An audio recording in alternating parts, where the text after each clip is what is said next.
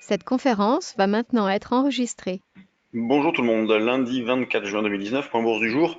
La séance de vendredi a été assez particulière avec un marché qui a ouvert un petit peu faiblement, donc là sous vos yeux le CAC, qui a ouvert sur 5515, tiré jusqu'à quasiment avant l'échéance de l'Eurostoxx. Donc on a pu penser que les pressions techniques allaient être plus importantes au moment de l'échéance.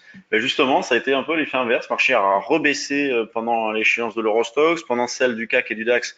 Il ne s'est absolument rien passé. Donc on a toujours un marché qui est assez particulier, pour pas dire difficile à travailler. Il ne s'inscrit pas dans un directionnel fort. On a toujours cette alternance hausse-baisse en fonction de l'espoir à court terme. Donc on cherche principalement à acheter, puisque le billet sur le fond reste quand même haussier. On est dans une phase de marché de faible initiative, je le répète, des gérants qui font pas grand-chose. Et quand on analyse la semaine dernière, la performance de la semaine s'est faite en quelques heures mardi. Vous voyez, avant et après, il s'est pas passé grand-chose, puisque c'est mardi où on passe de 5380 à 5500. Bon, ensuite, on a fait un petit plus haut, mais il n'y a pas eu de relais.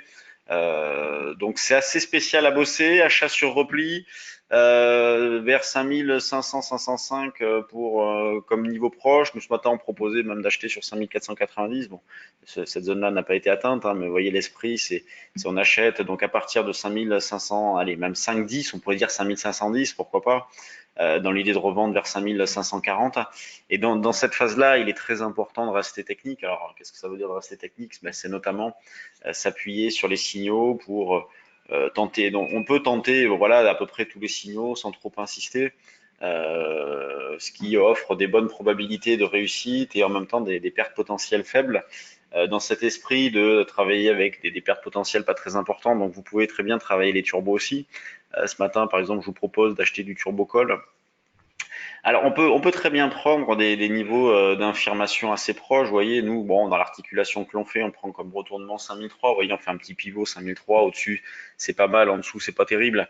Mais on peut très bien, par exemple, vous voyez, prendre du 5418, celui-là, qui vaut un petit peu cher, c'est vrai, mais encore, ça va. Et l'acheter sur des replis, donc dans la zone évoquée tout à l'heure, vers 5505-10 sur le CAC. Voilà, c'est l'idée principale de travailler de la sorte avec donc comme pivot 5200, la zone 5290, 5320. Sur le CAC, aujourd'hui, Thales fait son entrée en remplacement de Valeo et de Worldline. Donc, il y avait 41 valeurs jusqu'à présent. Donc, maintenant, on va retrouver un CAC 40. Le DAX, lui, eh bien, on cherche à acheter aussi. Dans l'esprit du CAC, c'est 12 260. Donc, c'est la zone 12 240, 12 260 sur le DAX qu'il faut travailler à l'achat. Là, c'est pareil. Donc, le petit tirage pour l'échéance de l'Eurostoxx, dans l'indice Eurostock, il y a des actions françaises, mais des actions allemandes aussi. Donc on a eu un tirage jusqu'à 11h30, puis derrière, retour en arrière et plus grand-chose. L'eurodoll, lui, eh bien, reste baissier malgré la reprise en cours.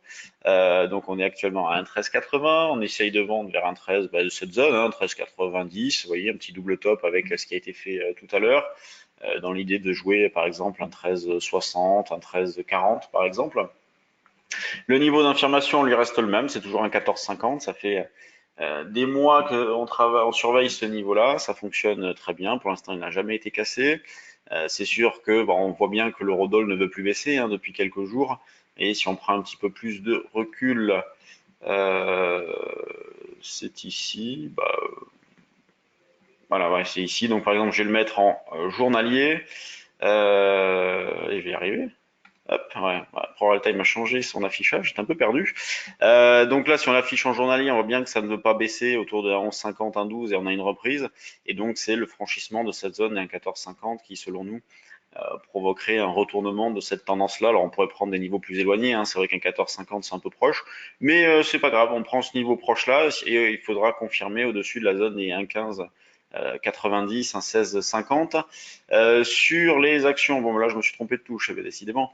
Sur les actions valeurs du CAC, donc la plus forte hausse c'est Carrefour qui sort de la Chine en gros. Dassault est pas mal non plus, donc on a une grande majorité de hausse. À la baisse, on a Unibail. Bon, le CAC 40, que fait-il? il est là. Il y a 7 points d'écart entre le cash et le futur, puisqu'on va avoir des dividendes. Je reviendrai demain, je vous donnerai les valeurs qui vont détacher. Donc le volume à 178 millions à 9h25, c'est vraiment pas beaucoup. Les grosses pondérations sont là. LVMH plutôt pas mal. Airbus bien. Donc elle a franchi ses derniers plus hauts. Il n'y a pas eu de relais, mais elle reste plutôt bien. Sanofi qui nous a fait une sorte de double top décalé, BNP qui ne fait rien du tout. Les bancaires sont franchement inquiétantes hein, quand on voit par exemple la Société Générale, si vous prenez du recul, même sur des années, vous voyez, si on met par exemple, voyez, on est sur des niveaux de 2008, 2009, là où franchement ça craignait pour elle. Donc bon, c'est assez inquiétant les bancaires, je trouve. Donc c'est pour ça qu'on préfère rester à l'écart du secteur d'une manière générale. Sur les mid et small cap, en tout cas les valeurs sur lesquelles il y a du volume ce matin, on a donc Eurofin qui baisse de 3,3%. Eurofin donc qui était la cible d'une cyberattaque. Ensuite, on va les classer comme ça. Donc bon, c'est assez, il n'y a pas énormément de spéculation et c'est assez calme, hein. Bon, bah, souvent le lundi c'est comme ça sur les valeurs secondaires. Transgène qui baisse, Voltalia, non vraiment pas beaucoup, pas d'idées fortes à l'instant T à vous proposer. Natixis qui a communiqué concernant son fonds H2O, qui annonce avoir vendu une partie de ses obligations privées et déprécier le solde.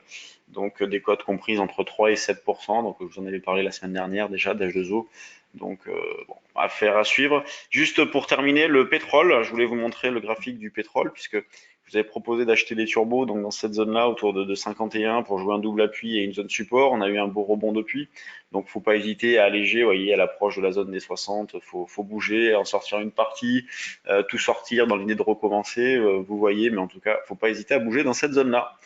Sur ce, ben, je vous laisse. Je vous souhaite une bonne séance. Donc, dans des marchés qui sont pas évidents à travailler, ayez bien conscience que quoi que nous fassions, nous n'avons pas des probabilités de réussite maximum. Et si vous avez de l'intérêt, sachez que demain, nous organisons donc un live concernant notre trade du jour. Donc, c'est gratuit, c'est le soir, c'est Eric Sedan qui animera. Donc, si vous voulez en savoir plus concernant ce service-là, posez des questions à Eric, voir comment ont été gérées certaines dernières positions. Vous pouvez vous inscrire, il suffit de nous envoyer un mail à info@percevalfinance.com et vous recevrez les modalités d'accès pour donc une session qui se déroulera demain. Eh bien, nous, on se retrouve demain. Salut!